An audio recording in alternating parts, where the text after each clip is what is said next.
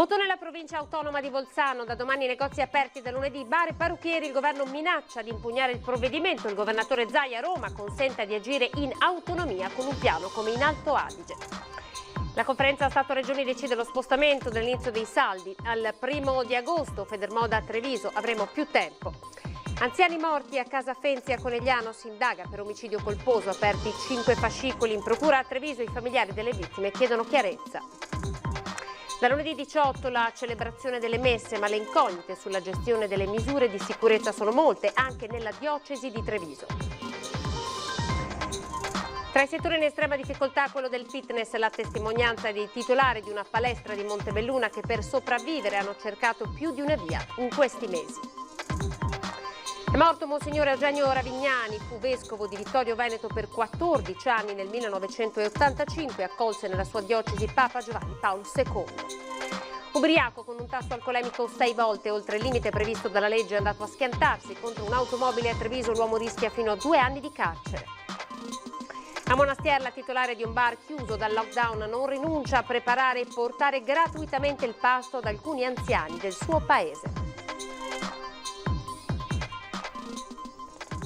Buonasera, ben ritrovati, sono i nostri titoli di apertura per questa edizione trevigiana dei notiziari. Iniziamo come sempre dandovi i dati. Sono 17 i nuovi casi positivi nella giornata di oggi al Covid-19 in tutta la provincia di Treviso, 17 come 17 lo sono stati anche nella provincia di Vicenza. In tutto il Veneto sono 42 invece i nuovi casi positivi. In Veneto sono 18.618 i casi di coronavirus dall'inizio dell'emergenza, mentre sono 2.588 i casi dall'inizio dell'emergenza tra Treviso e provincia. Ci sono stati 4 decessi nella giornata di oggi, nessun decesso è stato riscontrato presso gli ospedali della Marca trevigiana. I decessi afferiscono alle strutture di dolo e alla struttura dell'azienda ospedaliera sanitaria integrata di Verona Borgo Trento. Andiamo subito alle parole del governatore Luca Zaia, che è tornato a portare il tema dell'autonomia in primo piano, citando il caso della provincia autonoma di Bolzano, che dal lunedì riaprirà negozi, bar e ristoranti.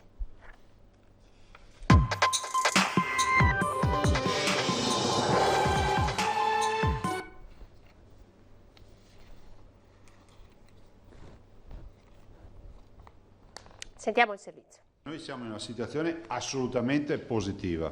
Positiva nel senso che abbiamo le curve che vanno verso il basso.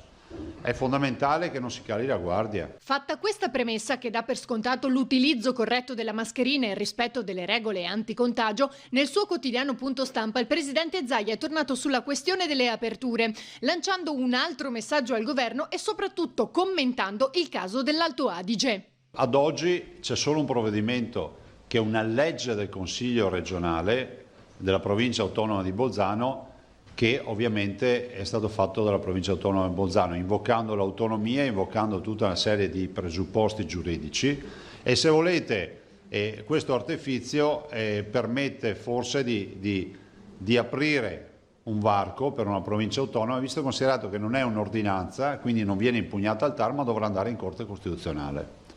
Questo forse è il vero ragionamento da fare.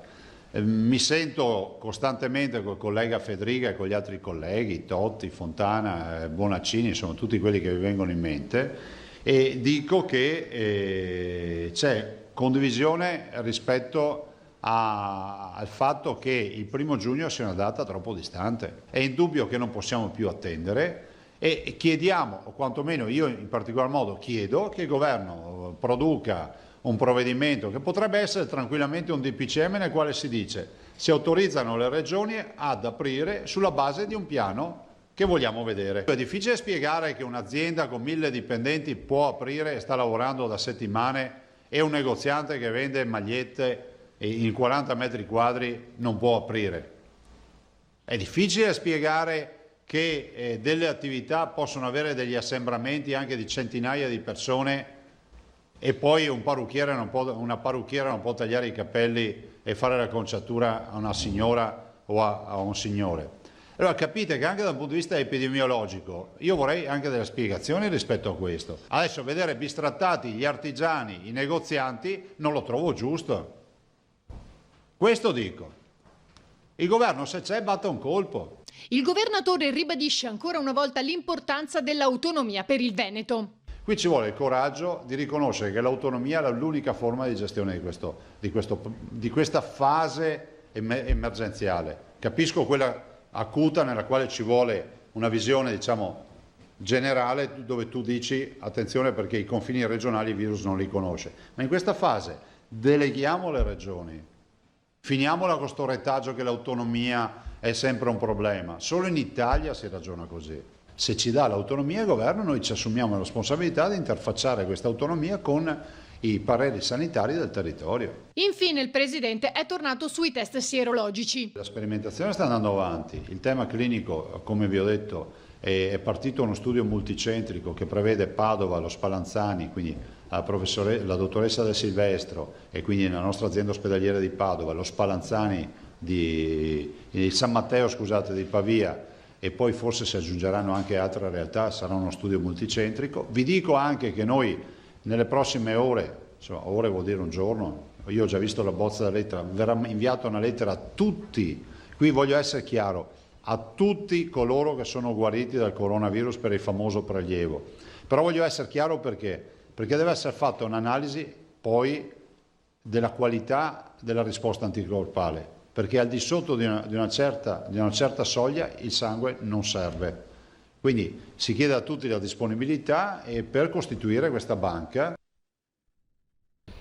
Nuove libertà in Trentino a partire dal 9 di maggio e poi il caso Alto Adige che di fatto ha fatto discutere fin dalle prime ore di oggi. Vediamo un approfondimento. I negozi da domattina, bar e parrucchieri da lunedì, via libera in una parte di nord-est. In Veneto? No. In Friuli Venezia Giulia? Nemmeno. Qui siamo in Alto Adige, provincia autonoma di Bolzano, dove nel cuore della notte, con 28 voti favorevoli, 1 contrario e 6 astenuti, passa il disegno di legge che, proprio in virtù dell'autonomia del suo statuto, brucia tutti sulle velleità di riaperture anticipate. Fosse una corsa ciclistica, avremmo assistito al velocista che si stacca dal gruppo per la volata. Ma guai a definirla fuga o strappo con Roma, se parlate con Arno Compaccer, presidente della provincia autonoma di Bolzano e governatore del Trentino Alto Adige. Non ho mai esitato a elogiare anche l'azione di governo, poi però già da qualche settimana ho fatto presente che per la fase 2 poi si deve tornare anche a una ordinaria gestione, diciamo, della situazione anche a livello regionale, perché abbiamo la nostra autonomia, abbiamo le nostre prerogative e avevo auspicato già da tempo un DPCM che prevedesse appunto proprio questo, una differenziazione a livello regionale e margini di manovra anche per le singole regioni in base a linee guida emanate a livello nazionale, magari condivise anche con tutte le regioni. Questo purtroppo non è avvenuto finora, adesso sembrerebbe che per il 18 sarà proprio così e noi nel frattempo ci siamo, diciamo, messi abbiamo lavorato su questa legge e l'abbiamo approvata adesso. Nessuna decisione avventata, ribadisce, ma all'interno delle linee guida sanitarie del governo, anche perché qui la situazione è da tempo sotto controllo grazie a restrizioni più forti di quelle del governo. Noi abbiamo già da oltre un mese l'obbligo di portare la mascherina sempre, ovvero abbiamo anche la distanza che è di 2 metri che va osservata, cioè sotto i 2 metri bisogna comunque sempre avere la mascherina, in locali chiusi sempre la mascherina e tante altre prescrizioni e perciò noi partiamo sì ma in sicurezza. E la legge stessa continua, consente di rimettere mano alle ordinanze se la situazione tornasse ad aggravarsi. Ma è il momento, dice Compaccer, di ridare forza e ossigeno a un'economia alle prese con una crisi più grave di quella del 2008. Vogliamo soprattutto responsabilizzare i cittadini. La nostra idea è che la mano pubblica non può garantire fino all'eternità di escludere qualsiasi rischio di contagio. Cioè un lockdown eterno neanche quello lo consentirebbe. E perciò responsabilizziamo tutti i cittadini. Inevitabile la reazione di Roma. È evidente che il governo approva l'idea del riavvio graduale delle attività economiche, dice il ministro per gli affari regionali Francesco Boccia, ma ritiene che l'autonomia debba esercitarsi sempre nell'ambito del rispetto dei valori universali garantiti dalla Costituzione, primo fra tutti quello alla salute. Per questo il governo non può far altro che impugnare il provvedimento, limitatamente alle parti in contrasto con le regole sulla sicurezza sul lavoro. Parole che non turbano Compaccer. Noi potremo anche poi presentare le nostre controdeduzioni e io credo che saremo in grado anche a spiegare molto bene la nostra posizione e credo anche che sia in linea la nostra posizione con quello che comunque sono gli indirizzi a livello nazionale, perché sappiamo che tutte le regioni italiane adesso hanno anche presentato un'istanza al governo di poter iniziare a ripartire. Attenzione perché la notizia è del pomeriggio, i saldi estivi sono stati anticipati al 1° di agosto, lo ha stabilito la conferenza delle regioni. La decisione nasce da una sollecitazione degli assessori alle attività produttive ed è motivata dalle necessità derivanti dalla gestione dell'emergenza epidemiologica da Covid-19 e delle conseguenti misure. Il commento del gruppo Federmoda, Confcommercio Treviso Guido Pomini, era una notizia molto attesa dal settore. La nuova data consentirà di ripartire con qualche speranza in più ed avere più tempo per vendere la stagione primaverile ancora ferma nei negozi. 5 fascicoli sono aperti alla Procura di Treviso, riguardano il caso degli anziani morti in casa Fenzi, in cui si indaga per omicidio colposo. Certamente se la magistratura ha ritenuto di fare degli approfondimenti, come già esposto pubblicamente da parte degli organi amministrativi e dalla direzione della casa di riposo, loro, come fatto dall'inizio, sono a disposizione e auspicano chiaramente che venga fatta tutta la chiarezza possibile. Chiarezza in tempi brevi, chiede l'avvocato Fabio Crea, incaricato dalla direzione della RSA di Casafenzi a Conegliano della difesa legale, dopo che la procura, a 2 settimane dall'avvio dell'attività investigativa, ha aperto 5 fascicoli per omicidio colposo a carico di ignoti, uno per ciascun decesso sottoposto ad autopsia. Nella struttura coneglianese su 190 ospiti 112 sono stati colpiti dall'infezione con 27 decessi sospetti. Gli operatori che risultano essere stati contagiati sono 47 su 160, oltre un quarto. Dopo l'esposto del Comitato dei Familiari, presentato ai Carabinieri di Conegliano lo scorso 20 aprile, gli sviluppi dell'inchiesta del sostituto procuratore Anna Andreatta sono ad una svolta. Ora ci si augura si arrivi ad accertare la verità su quanto è accaduto all'interno di Casa Fenzi. È il commento di Vittorio Zanette, presidente del comitato che riunisce i familiari. Noi cerchiamo la verità, vogliamo avere una fotografia reale, chiara, di ciò che è avvenuto in questi 2 mesi all'interno della struttura e conoscere chi effettivamente si è reso responsabile di questa situazione. Qui qualcosa è sfuggita sicuramente la situazione di mano alla struttura, perché per come vogliamo effettivamente capirlo. Tamponi ai lavoratori delle farmacie, ma la CGIL attacca perché i tamponi sono riservati soltanto al personale sanitario e così restano fuori circa 400 persone che lavorano nella Marca. Commessi e personale non sanitario delle farmacie non sono lavoratori di serie B e non sono immuni dal rischio di contrarre il virus, ha tuonato Alberto Irone, segretario generale della Filcams CGIL di Treviso. Le farmacie sono attività che non si sono mai fermate e che in questo momento più che mai hanno dimostrato una grande responsabilità, il valore del loro servizio di vendita in relazione con il territorio. Chi lavora in prima fila ha pari diritti, non sono ammissibili distinzioni tra personale sanitario e personale non sanitario. Parliamo di una quota importante di lavoratori delle farmacie, ha precisato Alberto Irone, più di 3 ogni 10.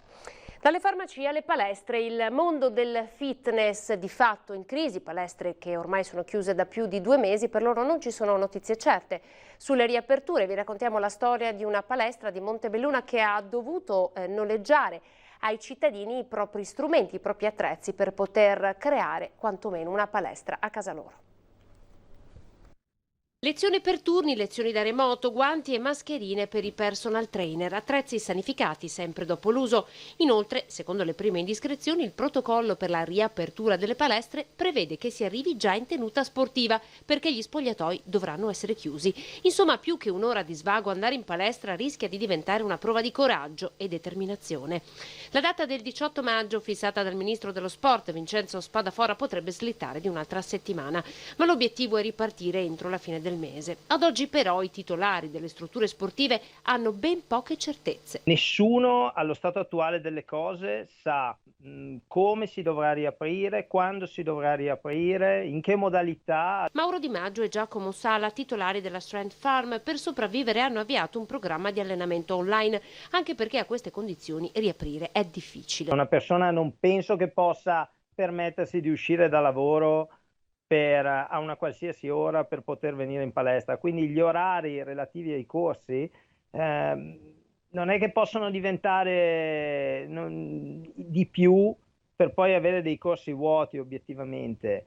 Abbiamo affittato kit formati da bilancieri, manubri, dischi, in modo che anche le persone che avevano la necessità e comunque la voglia di allenarsi pure a casa, si sono portati a casa un pezzetto della nostra palestra. La palestra a casa, succede anche questo in tempo di coronavirus, ma ora anche questi imprenditori hanno bisogno di risposte certe. Noi non possiamo prenderci la responsabilità di aprire una struttura come la nostra che comunque impone il passaggio di tanta gente per poi rischiare di essere sanzionati.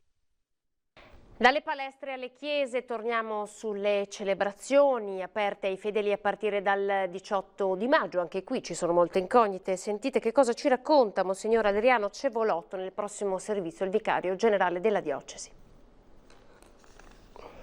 Tra 10 giorni si potrà tornare a messa, ma non si inizierà dalla domenica come avrebbe voluto più di qualche fedele. Non sembra, ma ci sono tante cose da definire. Allora, avere una settimana di celebrazioni feriali con un minor numero di persone permetterà di fare le prove generali, ecco, per poi la celebrazione della domenica. In effetti sono tante le abitudini che verranno stravolte, ad iniziare ad esempio dall'entrata in chiesa, dove al posto dell'acquasantiere ci sarà un dispenser di igienizzante e guanti. Dobbiamo adattare un nuovo modo, per esempio se c'è un numero contingentato, allora quel numero dice per esempio che prima eravamo abituati ad andare in chiesa, ognuno sceglieva l'orario della messa che gli andava bene, adesso invece bisogna, e questo è una delle questioni importanti su cui stiamo riflettendo, capire se posso andare a quella messa e come facciamo a regolarizzare l'afflusso delle persone. Conta persone o prenotazione alla partecipazione? E ancora, una famiglia convivente potrà stare più vicina rispetto ai singoli fedeli? Tutti aspetti che sin da oggi sono al centro di incontri nei vicariati della diocesi, dove si prendono in esame tutte le possibili soluzioni, anche a prescrizioni come la distribuzione dell'Eucaristia con i guanti. Sarà anche nostra premura di farli presente attraverso la CEI al governo, perché alcune cose dovranno essere anche autorevolmente concesse o precisate. Intanto, per garantire più partecipazione possibile, si pensa anche a celebrazioni sui sagrati. È chiaro che anche qui però possono nascere altre difficoltà. Ci aspettano mesi e giorni dove sarà molto caldo. È possibile immaginare all'aperto una messa alle 11 del mattino? In attesa della riapertura, la diocesi trevigiana si appella così ai fedeli. È un banco di prova per verificare quanto siamo maturati nel rendersi conto che anche i piccoli gesti che noi possiamo o non dobbiamo fare servono per custodirci tutti quanti. Vi benedica Dio Onnipotente, Padre e Figlio e Spirito Santo. Amen. Si è spento Monsignor Eugenio Ravignani, era stato vescovo a Vittorio Veneto. Vi facciamo vedere per salutarlo le immagini che risalgono al suo arrivo a 37 anni fa. Sono le immagini del 15 maggio del 1983, quando Monsignor Eugenio Ravignani entra nella sua diocesi di Vittorio Veneto. Una chiesa che ha sempre portato nel cuore fino alla scorsa notte, quando si è spento all'età di 87 anni nella sua casa di Opicina, vicino a Trieste, dopo una lunga e dolorosa malattia. Un vescovo del sorriso, lo ricordano nella diocesi di Ceneda, che ha retto per 14 anni fino al 1997, quando venne chiamato a Trieste. Una missione vescovile che Monsignor Ravignani ha svolto con umanità, ma anche nella continua ricerca di dialogo tra Chiesa e mondo laico. 2 grandi incontri organizzati nella diocesi di San Tiziano nel 1985 sulla riconciliazione dopo gli anni bui del terrorismo e della politica estremizzata, e nel 1992, quando il tema della carità cristiana scrutava l'orizzonte nascente dell'immigrazione. Tra le esperienze che ha sempre condiviso nei suoi dialoghi, l'accoglienza di Papa Giovanni Paolo II nella visita alle 2 diocesi trevigiane il 15 giugno del 1985. Il ricordo di Riese era legato alla memoria di Pio X. Non si poteva nella nostra regione non trovare in quel luogo una persona che fosse per l'unità delle diverse nostre comunità del Veneto. E Pio X aveva questa dote di essere ancora nel cuore di tutti, anche se la santità della sua vita era nota e la sua lontananza ormai dalla nostra gente era un fatto. Una lontananza con la terra trevigiana che Monsignor Ravignani ha colmato più volte, tornando nella sua Vittorio Veneto, anche quando nel 2009 lasciò la cattedra di San Giusto per limiti di età. I funerali di Monsignor Ravignani si terranno a Trieste il 21 maggio nella cattedrale di San Giusto a porte chiuse senza fedeli, ma sarà trasmessa in diretta da Tele4 del gruppo Media Nord-Est. Pochi secondi di pubblicità e poi torniamo con le notizie dalla Marca trevigiana.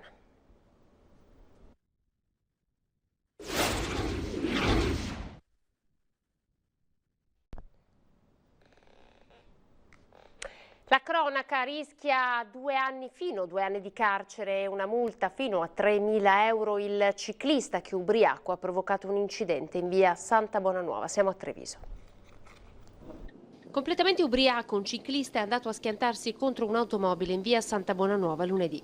50 anni di origini albanesi, quando la polizia locale è arrivata sul posto ha subito effettuato l'alcol test all'uomo con esiti da capogiro, 3,54 grammi per litro, 6 volte oltre il limite consentito dalla legge. L'uomo ha accettato di sottoporsi all'alcol test senza opporre resistenza. Ora però rischia una multa che potrebbe arrivare fino a 3.000 euro e l'arresto fino a 2 anni. Con la ripresa di molte attività lavorative, conferma il comandante della polizia locale Andrea Gallo, il numero dei sinistri stradali è aumentato. Dal 1 marzo al 26 aprile il numero di incidenti si era quasi azzerato, con una repentina ripresa proprio dal 27 aprile, in concomitanza con l'aumento del traffico stradale che ha raggiunto livelli dell'80% rispetto ai flussi di traffico precedenti. Ci sentiamo di rinnovare le raccomandazioni per una guida prudente, ha continuato il comandante. Rispettate le regole del codice della strada, così da garantire la sicurezza della collettività ed evitare sanzioni. Andiamo adesso a Monastir. Nonostante il suo locale sia chiuso, continua a cucinare ai fornelli. Scoprite perché nel prossimo servizio. La persona sotto alla tuta e la mascherina è Nicoletta, la titolare di un locale a Monastir chiuso come tutti gli altri da oltre 2 mesi. Ma lei di fatto non ha mai smesso di preparare piatti nella sua cucina dietro al bancone, solo che li fa per quelli che lei chiama i suoi nonni. Mi basta, oddio, la gioia, vedere negli occhi di queste persone, la gioia di vedere qualcuno, soprattutto in questo periodo, che non possono andare a trovarli i nipoti, i figli. A loro basta poco, basta la presenza di qualcuno, Perché diciamo in realtà non è un problema di difficoltà economiche, assolutamente ma no. è un altro tipo di problema, cioè la solitudine. È la solitudine, il problema sì. Così, da oltre 2 mesi, ogni giorno, domeniche incluse, Nicoletta, come oggi con le uova e gli asparagi, prepara in sicurezza i piatti, li mette al caldo nel bagagliaio dell'auto e poi via verso chi la sta aspettando. Adesso andiamo da Beppi. Prendiamo per primo. Beppi chi è? Beppi è un nonno che lo voglio adottare. E Beppi, più che gli asparagi, aspetta il sorriso quotidiano di Nicoletta. Eccomi qua. Ciao Beppi! Ciao. Come stai? Tutto male. Ascolta, io appoggio qua, dopo prendi te. Sì. Tutto a posto? Sì, sì. Bene. Vorrei darti un abbraccio, ma aspettiamo che passi. Lo so poi il picco me lo volta adesso. E poi via verso nonna Egle, 97 anni e non sentirli. Buongiorno! Dove vai? Non mi eri riconosciuta. È bianco. Dove vai? Ciao! Buongiorno. Cosa mi dai là? Lei ogni tanto mi dai dietro. Oggi Buongiorno. uova e asparagi oggi. Questa signora qua da Pasqua, da Pasqua. Fabrizia, ciao. Beh, sempre portata, ogni giorno. Brava, è una brava ragazza. Una missione? Una passione? Nicoletta in fondo non sa spiegare bene cosa l'anima. Certo è un'emozione forte, visto che per lei non terminerà con la fine dell'emergenza contagio. Adesso che è stata tutta questa restrizione, no? Che i nipoti non potevano venire, magari chi abita a Milano, chi sono rimasti soli, farli sentire al sicuro, non soli, protetti, ecco. E tu andrai avanti a fare questa cosa fino a quando? Per sempre. Andrò avanti per sempre. Adesso un po' di musica, andiamo a Mogliano con la canzone che ci ha presentato il sindaco, composta e realizzata da artisti e cittadini. Amici, questo vuole essere l'inno della rinascita. Tanti artisti, tanti cittadini si sono uniti virtualmente e hanno riarrangiato musica e testo della famosa canzone di Tony Dallara. Il filo conduttore è l'amore per la città e la speranza che tutto possa tornare come prima, più di prima.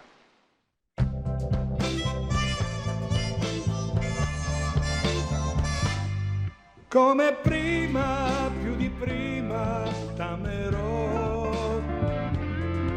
Per la vita, la mia vita io darò. Sembra un sogno di vederti ed abbracciarti.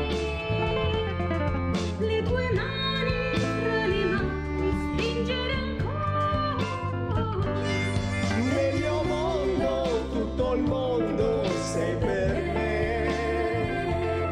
E a nessuno voglio bene come a te. Ogni giorno dopo giorno certamente ti dirò Come prima, più di prima tornerò.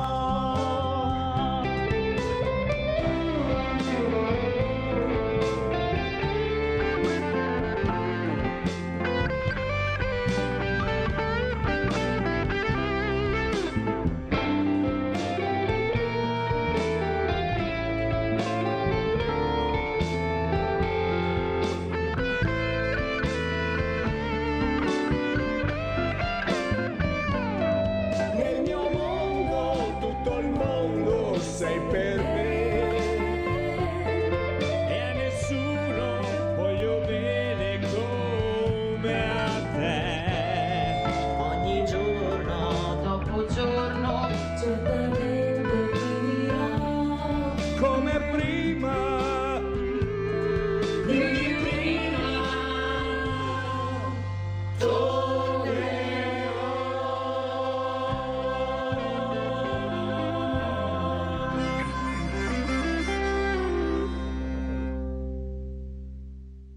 Sciopero della mascherina all'Electrolux, l'adesione è stata intorno al 36% secondo quanto dicono le rappresentanze sindacali interne di FIOM, CGIL, UILM e UIL. A riferirlo sono alcune fonti sindacali, la stessa azienda, mentre secondo l'RSU l'adesione sarebbe stata almeno il doppio. Vi ricordiamo che l'astensione al lavoro di un'ora al fine di entrambi i turni era stata indetta in seguito alla mancata risposta dell'azienda alla richiesta dei lavoratori di poter sostituire le mascherine di tipo FFP2 con quelle chirurgiche, perché con quelle FFP2 i lavoratori dichiaravano di fare fatica a respirare, mentre le altre più leggere, meno protettive ma più leggere, avrebbero agevolato il loro lavoro. Adesso andiamo a vedere come sempre, come ogni venerdì, le previsioni del tempo per questo weekend. Vediamo. L'anticiclone ancora regge e ci assicura un fine settimana tutto sommato di tempo stabile. Prevediamo infatti per sabato e per domenica un po' su tutte le nostre zone inizialmente una velatura del cielo, ma poi degli ampi rasserenamenti. È un anticiclone però che non durerà a lungo e annunciamo subito che da domenica sera ci sarà un peggioramento più evidente per lunedì e per martedì, poi una pausa e poi per fine settimana prossima ancora un peggioramento, quindi si preannuncia una settimana abbastanza instabile. Comunque per questa fine settimana i venti saranno ancora deboli, di direzione variabile, tendenti poi a provenire da ovest, quindi aria umida.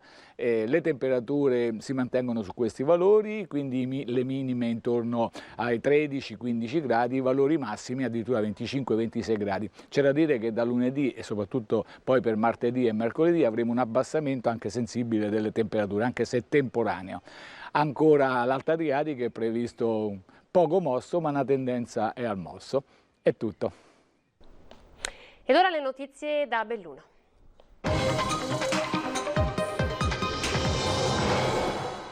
Con Belluno partiamo dal cambio della guardia in questura, nuovo vicario del questore Fredella, si tratta di Niccolò D'Amico della direzione della Polizia Amministrativa di Padova.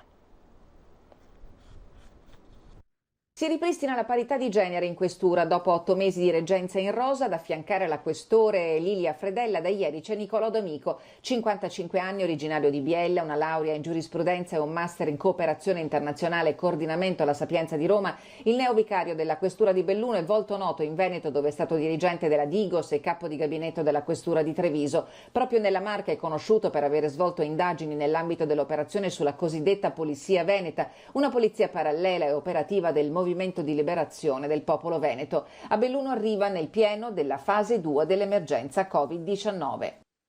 Sicuramente la percezione che hai dei territori in questo momento è totalmente falsata, però insomma io conosco il bellunese, sono stato tanti anni in provincia di Treviso a lavorare, ultimamente a Padova, per cui conosco il territorio, conosco la laboriosità delle persone.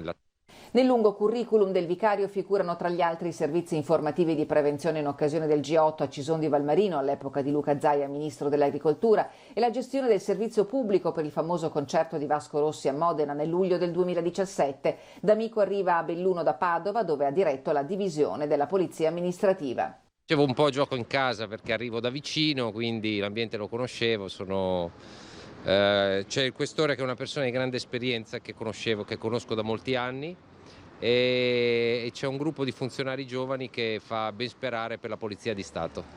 Fra i suoi hobby c'è anche quello della scrittura. D'Amico ha pubblicato un saggio, Parola di sbirro, sulla storia del commissario di polizia nel cinema italiano.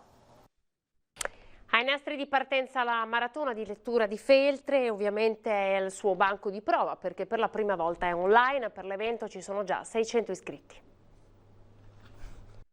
La cultura non si arrende di fronte all'emergenza coronavirus e sfida il pubblico offrendo un approccio decisamente innovativo che è occasione unica per superare barriere e confini. È l'obiettivo dichiarato della maratona di lettura di Feltre, l'evento che sarà interamente online per una settimana intera dal 18 al 23 maggio. Ci stiamo preparando al meglio in queste settimane che precedono una settimana intera di proclamazioni con ospiti di livello nazionale ed internazionale, e quindi la maratona quest'anno sarà molto particolare. Non è l'unica in Italia ad aver scelto di proseguire così, l'ha fatto anche il Salone del Libro di Torino, che ha optato per la medesima soluzione sfruttando le nuove tecnologie sperimentate con successo durante il lockdown che ha imposto e continua ad imporre regole ferree per la prevenzione del contagio. Il parterre di ospiti è ricchissimo, fra i top player ci sono Gianrico Carofiglio, Gherardo Colombo e Anna Maria Testa, ma anche la direttrice della Fondazione di Pordenone Legge, Michela Zin, e Marco Mizzolo, noto per la sua indagine contro la tratta di esseri umani a scopo di sfruttamento lavorativo. Avremo poi la possibilità soprattutto di ragionare su temi che sono di scottante attualità. Mizzolo per esempio si è occupato molto di agromafie e quindi è un tema oggi enorme. Saranno temi che ci consentiranno appunto di fare una riflessione ampia che vada anche al di là della letteratura. Annullate le manifestazioni in programma a giugno, a Feltre si sta cercando di immaginare un piano B per gli eventi estivi, in primis il Palio d'Agosto. Allo studio formule nuove per garantire comunque la fruibilità della città e dell'indotto. Allora siamo alla nostra rubrica Bimbi in TV, questa sera vi facciamo vedere i video di Camilla e Nicolò di Breda di Piave, Damiano di Campo San Piero, Alice di Varago di Maserata.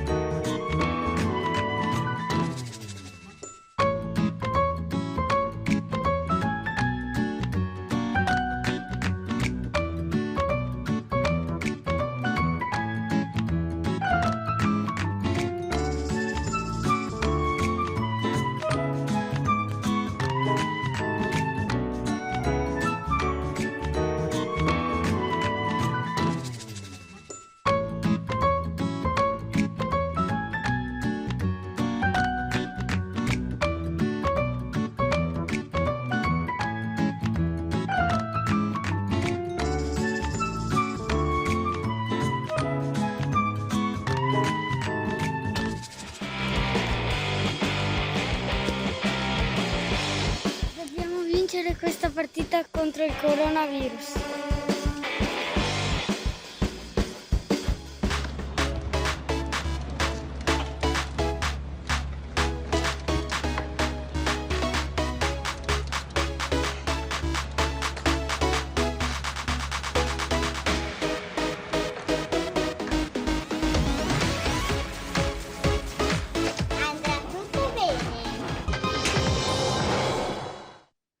Continuate a mandarci le immagini, soprattutto video, mi raccomando, con il telefonino in orizzontale. Lo potete inviare al contatto che vedete in questo momento, al 351 17 55 3 e 40. È tutto per questa edizione, insieme andiamo a vedere le previsioni del tempo e poi non mancate all'ultimo appuntamento con l'edizione straordinaria. Arrivederci.